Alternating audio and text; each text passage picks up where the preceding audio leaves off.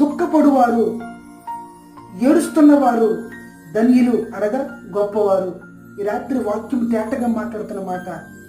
ఏడుస్తున్న నీవు, దుఃఖపడుతున్న నీవు ధన్యుడవు, ధన్యురాలివే నీ వాక్యం తేటగా మాట్లాడుతుంది. దేవునికి స్తోత్రం కలుగును గాక.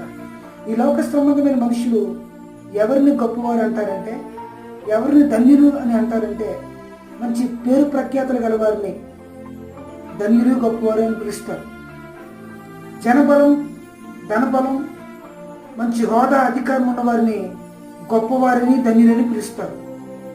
ఈ రాత్రి పరిశుద్ధాత్మ దేవుడు మీతో మాట్లాడుతున్న మాట ఏంటంటే, దుఃఖపడుతున్న నీవు, బాధను అనుభవిస్తున్న నీవు, వేదన పడుతున్న నీవు ధన్యుడవు, ధన్యురాలివి. ఖచ్చితంగా ఈ రాత్రి నువ్వు ఓదార్చబడుదువు గాక. దేవునికి స్తోత్రం కలుగును గాక. హల్లెలూయా.